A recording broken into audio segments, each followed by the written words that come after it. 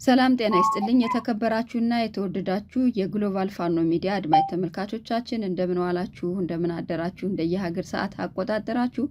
እንግዲህ በዛሬው ዕለት ደግሞ እንደተለመደው መሬት ላይ ያሉ የፋኖ መሪ ይዤላችሁ ቀርብ ያለውኝ አድማጭ ተመልካቾቻችን ፕሮግራሙን በደንብ እንደምትወዱትና እንደምትከታተሉትኝ ሙሉ እምነት አለኝ። አርበኛው እንግዲህ የአማራ ፋኖ አራተኛ ደጃዝማች ኮር የተከዜ ክፍለ ጦር ህዝብ ግንኙነት መምሪያ ኃላፊ የሆነውን አርበኛ አበባው ወርቁን ነው ወደ እናንተ ይዤላችሁ የመጣሁትኝ። አርበኛ አበባው ወርቁ እንኳን ደህና መጣ፣ እንኳንም በሰላም አገኘው። መልካም ጤና ይስጥልኝ። እንደምን ቆያችሁ? በጣም ደህና ነን እግዚአብሔር ይመስገን። በጣም ጥሩ። እንግዲህ ያላችሁበትን ነባራዊ ሁኔታ እንግዲህ አድማጭ ተመልካቹ ይረዳልኝ ብዬ ተስፋ አደርጋለሁ። አንደኛ የኔትወርክ መቆራረጥ ያጋጥማል። ይህን የኔትወርክ መቆራረጥ እንግዲህ ሳይበግራቸው አጠቃላይ የደህንነት ስጋቱ ምንም ሳይበግራቸው ነው እንግዲህ ያለውን ነባራዊ ሁኔታ መሬት ላይ ያለውን የፋኖ ተጋድሎ ወደ እናንተ ለማድረስ እንግዲህ ቀጥታ ውይይት ለማድረግ የተገኘው። አርበኛ በአድማጭ ተመልካቾቹ ስም እጅግ አድርጌ ያመሰግናለሁ። እንዲያው አርበኛ አበባው ወርቁ ማን ነው የሚለውን ለአድማጭ ተመልካቾቻችን የተወሰነ ነገር ብትል ደስ ይለኛል። ወደ ዋናው ክፍለ ጦሩ እያደረገ ያለውን ተጋድሎ አውደ ውጊያ አጠቃላይ ያገኘውን ድል ዝርዝር ጉዳዮችን ከመንገርህ በፊት እንዲያው አርበኛ አበባው ወርቁ ማን ነው፣ ወደ ትግሉ እንዴት ገባ የሚለውን ራስን አስተዋውቀ በዚህ መንገድ ወደ ዋናው ፕሮግራም ብንገባ ደስ ይለኛል። አርበኛ መልካም እሺ፣ አመሰግናለሁ። ያው በሰሜን አማራ ቀጠና በላይ አራተኛ ደጃዝማች ኮር የተከዜ ክፍለ ጦር ህዝብ ግንኙነት መምሪያ ኃላፊ ነኝ። ያው ወደዚህ ትግል የተቀላቀልንበት አንዱና ዋነኛው ምክንያት አማራን ፈልገን አማራን ወደ ነጻነት ከባርነት ወደ ነጻነት ለማምጣት ነው። በዱር በገደሉ እየታገልን ያለ ነውና በሰዓቱም በመንግስት ስራ ውስጥ ሆነን ስንሰራ ነበርን። መምህር ነኝ የነበርኩት እኔ።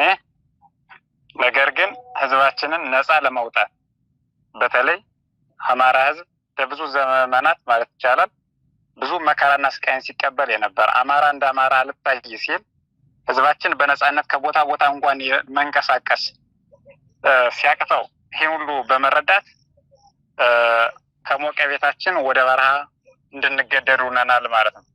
ስለዚህ ባጭሩ እኛ የጠፋንን አማራ ለመፈለግና ይህን የጠፋ የአማራ ህዝብ ወደ ነበረበት ታሪካዊ ቦታ ለመመለስ ከፍተኛ መስዋዕትነት እየከፈልን ነው የምንገኘው ማለት ነው።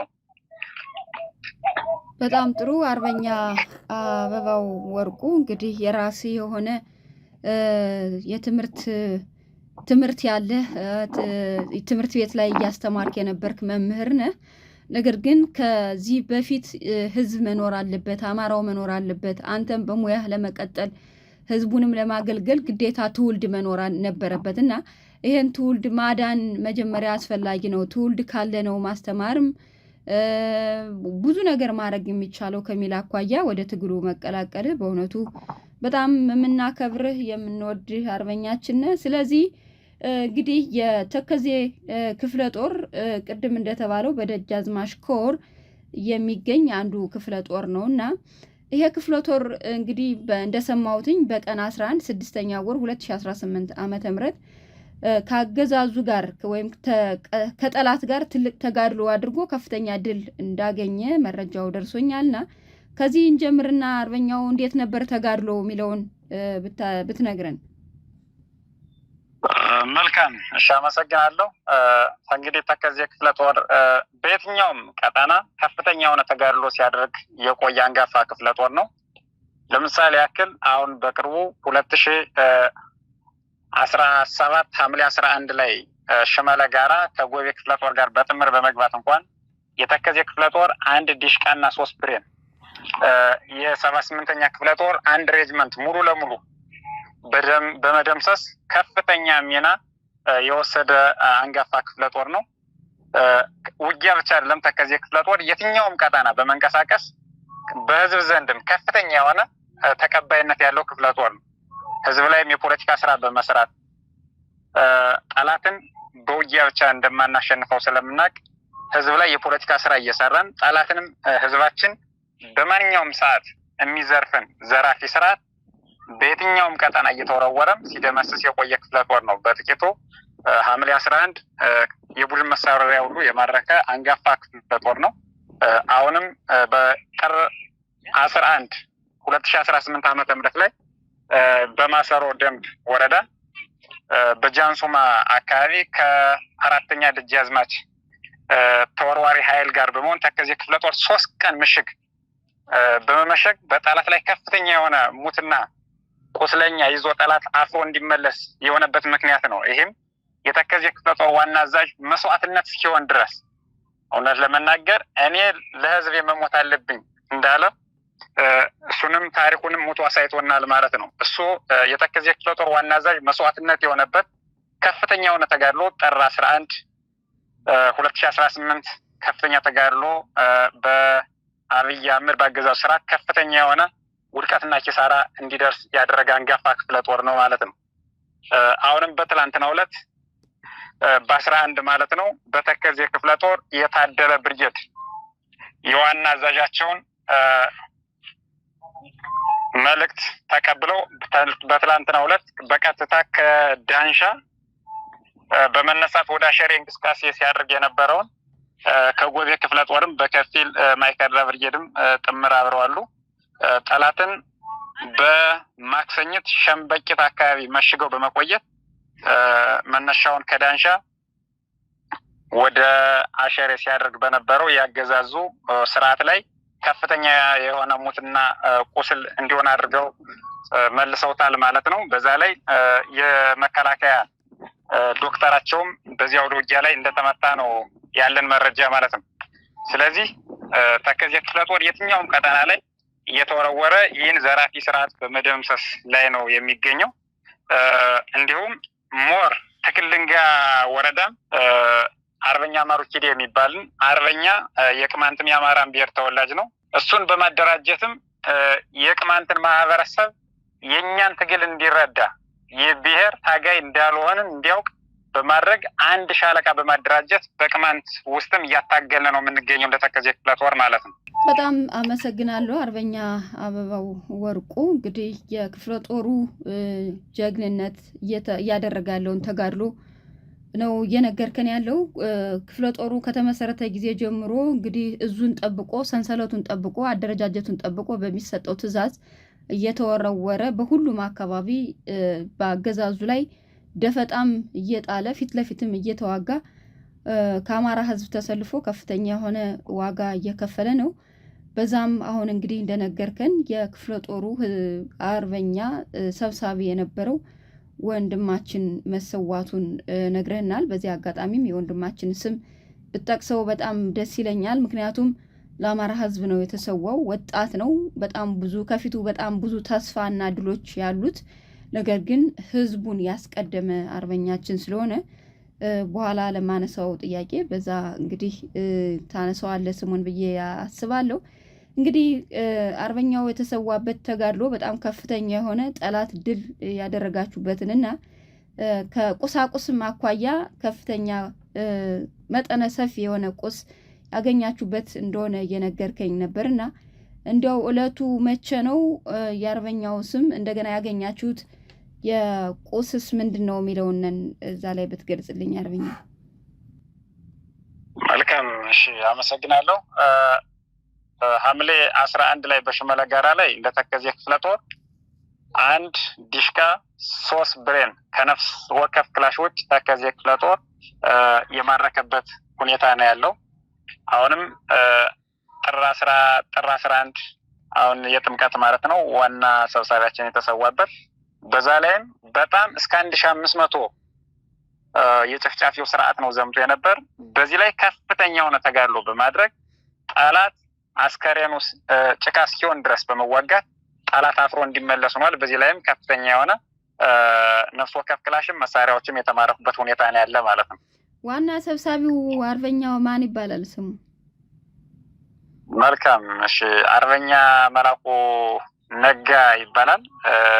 የግል ህይወቱ በጣም ነጋዴ ነበር። ነገር ግን የአማራን ህዝብ ለረጅም ጊዜ ነው በነገራችን ላይ ብዙ ተጋድሎ ሲያደርግን የቆየው ከነ አርበኛ ጎቤ መልኬ ከነበሩበት ጊዜ አንስቶም ሲታገልም በእስር ቤትም የቆየ ለ5 ዓመት ያክልም ታስሮ የቆየ አርበኛ ነው።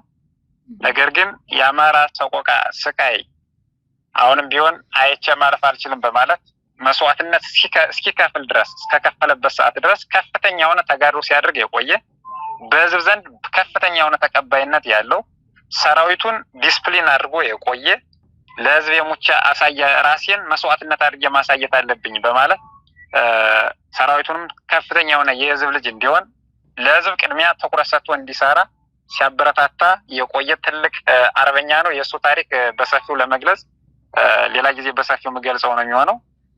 በከፊል ግን በጣም ትልቅ የሆነ አርበኛ ያጣ ነው። በዚህ ላይ ግን ሰራዊታችን አሁንም ቢሆን ከፍተኛ የሆነ ተጋድሎ የእልህና ቁጭትን በመያዝ የአብይ አህመድን ሰራዊት በየቦታው ድባቅ እየመታ ነው የሚገኘው ማለት ነው።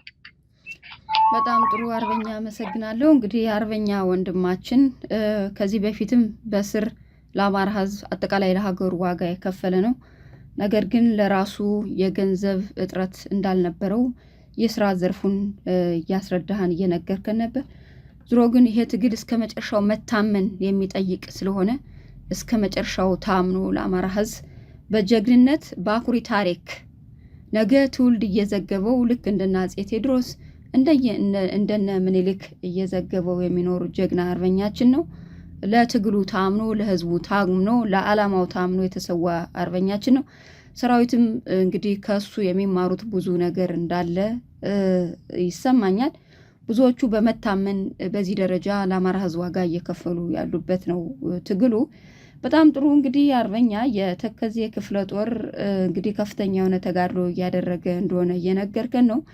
ምናልባት እንግዲህ በጎንደር አካባቢ ነፃ የወጡ የቀበሌዎችም የከተማ ወረዳዎችም አሉና ምናልባት ነፃ ከወጡ አካባቢዎች ማስሮ ደንብ አንዱ ነው እና ታች አርማጭሆ ማለት ነው። በዚህ አካባቢ ያለው እንቅስቃሴ እንዴት ነው? አሁን ህዝቡን ወደ ስራ እንዲገባና እንግዲህ በጣም ጥሩ የተከዜ ክፍለ ጦር እንግዲህ እያደረገ ያለውን ተጋድሎ ያገኘውን ድልም በሰፊው ለአድማጭ ተመልካቾቻችን በዝርዝር አቅርበህልናል። ምናልባት በጎንደር በጣም ብዙ ነፃ የወጡ ቀጠናዎች ወይም ቀበሌዎችና ወረዳዎችን እየተመለከትን ያለንበት ሁኔታ አለ። እሱንም በቪዲዮ በደብረ ታቦርም በዚህ በአርማጭሆ በማሰሮ ደንብ አካባቢም ተልኮልን ለአድማጭ ተመልካቾቻችን አጋርተናልና አሁናዊ ሁኔታው እንዴት ነው? ማሰሮ ደንብ ያው በዛው አካባቢም ስለምትንቀሳቀሱ ህዝቡ ወደ ስራ ገብቶ እየተንቀሳቀሰ ነው? እንዴት ነው? መልካም እሺ፣ ጥሩ ጥያቄ ነው።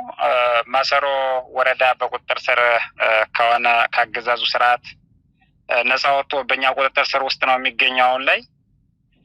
አሁን ላይ ማሰሮ ወረዳ እስከ ንዑስ ወረዳዎች ቀበሌዎችም ጭምር ሳይቀር በመጀመሪያ ደረጃ ህዝባችን ላይ ትኩረት ሰጥተን ትልቅ ስራ እየሰራ ነው ያለ ነው ማለት ነው። ያ ማለት ምንድን ነው? መጀመሪያ የተለያዩ አደረጃጀቶችን በመስራት ህዝባችንን የሚፈልገውን የህግ ፍትህ የሚፈልገውን በስርዓት ተስተናግዶ የሚመለስበት መንገድ በማመቻቸት ላይ ነው ያለ ነው ማለት ነው። አሁንም ቢሆን ይህንንም ተግተን ለ24 ሰዓት እየሰራ ነው ያለን ማለት ነው። ያ ምንድን ነው? ቀጠናው ከተያዘ ብዙ ጊዜ ሆኗል። መሰረተ ልማቶች እንዲቀጥሉ ስራቸው እንዳይቋረጥ፣ ተቋማት እንደ ተቋማት ስራቸው እንዲያስቀጥሉ ልዩ ጥበቃ ጭምር እንዲደረግላቸው በማድረግ ስራዎች በአግባቡ እየተከናወኑ ህዝባችን በከፍተኛ ስሜት ደስታን ያገኘበት በስራችንም የረካበት ምክንያት ነው ያለው። ጋብላ ላይም የአብራጅራ ንዑስ ወረዳ ነው። እሱንም እንደ ተከዜ ክፍለ ጦር ምድብተኛ በመሆን ህዝቡን በማስተዳደር ላይ ነው የምንገኘው። ማሰሮ ላይም እንደ 4ኛ ደጃዝማች ኮር 6ቱ ክፍለ ጦር በጥምር በመሆን ስብሰባዎችንም በቅርቡ ያካሄድንበት ምክንያት ነው ያለ። የወረዳውን ጠቅላላ ተቋማትንም ህዝባችንንም በስርዓት እንዲስተናገድ ከፍተኛ ቅድመ ዝግጅት ስናደርግ የሰነበትንበት ምክንያት ነው ያለ ማለት ነው። ስለዚህ ህዝባችን አሁን በመናደርጋቸው ስራዎች ላይ ከፍተኛ የሆነ የደስታ ስሜት የተሰማው መሆኑን ነው የሚገልጸው። ለወደፊትም ወደፊት የምንገሰግስ ነው የሚሆነው። በዚህ የምንገደብ አይደለንም። ሌሎች ነፃ ያልወጡ ቀጠናዎችንም የተለያዩ ስምሪቶችን በመስራት ነፃ የምናወጣበት ምክንያት ይፈጠራል ማለት ነው። ያው ህዝባችን የተበደለ ህዝብ ነው።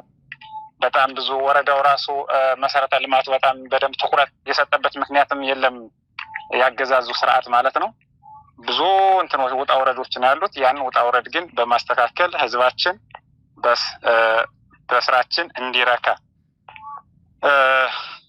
የተለያዩ ቅድመ ዝግጅቶችን በማድረግ ህዝቡ በጣም ደስተኛ ነው ያለው። እውነት ለመናገር በጣም ደስተኛ ነው ከምንም በላይ አሁን ላይ። በጣም ጥሩ አመሰግናለሁ አርበኛ አበባው። እንግዲህ እናንተ ነፃ ባወጣችኋቸው ከተማዎችም ቀበሌዎችም ወረዳዎችም ገብታችሁ ከህዝባችሁ ጋር ሆናችሁ ህዝቡ እንዲረጋጋ እንደገና ወደ ስራው እንዲመለስ እነዚህ የህዝብ አገልግሎት የሚሰጡ ተቋማትም ጥበቃ ተደርጎላቸው ስራቸውን እንዲሰሩ በከፍተኛ ሁኔታ እየሰራችሁ እንደሆነ እየነገርከን ነው። እሱን በጣም የሚበረታታ ነው። እንዲያው ምናልባት በአንተ በኩል ቀርቷል ላስተላልፍ የምፈልገው ነገር አለ የምትለኝ ካለ ለአንተ እድሉን ልስጥ አርበኛ። በእኔ በኩል የማነሳቸውን ጥያቄዎች ጨርሻለሁ። መልካም። በእኔ በኩል ማስተላልፈው መልእክት ምንድን ነው? ያው ምህረት አዋጅ አውጀናል። እስካሁን ስቲል እንኳን የሰላም አስከባሪ ቤት እንኳን በጥበቃ ነው ያለ። በቃ ጠብቀንላቸው ወደ ቤታቸው እንዲመለሱ በነፃነት እንዲኖሩ የምህረት ጥሪ አስተላልፈናል። አሁንም ቢሆን ያን ጥሪ ተቀብለው ምህረት እንዲመጡ ወደ ቤታቸው መጥተው በሰላም ሰርተው እንዲኖሩ መልእክታችን እናስተላልፋለን ማለት ነው። እናመሰግናለን አርበኛ። እንግዲህ ለአማራ ሚኒሻ ነን የሚሉ አድማ ብተና ነን የሚሉ ፖሊስ ነን የሚሉ በተለያየ ጊዜ እንደዚህ አርበኞች መጥተው ይህን መልእክት ሳያስተላልፉ የቀሩበት ሁኔታ የለም። ኑ ወደ ቤተሰቦቻችሁ ተመለሱ፣ ኑ አማራ ሁኑ፣ አማራን አትሽጡ፣ አማራ ጋርም አትጣሉ የሚል መልእክት ብዙ ጊዜ ይተላለፋል። አሁንም እንግዲህ የአማራ ፋኖ ብሔራዊ ንቅናቄ ያወጣው አዋጅ አለ። እሱን አዋጅ ተጠቀሙ እያልክ ጥሪ እያስተላለፍክ ነው አርበኛው። አድማጭ ተመልካቾቻችን ይሄ ጥሪ እንግዲህ ተደጋጋሚ ጊዜ የሚቀርብ ነው። አሁንም አርበኛው ይሄን ነው ያለው።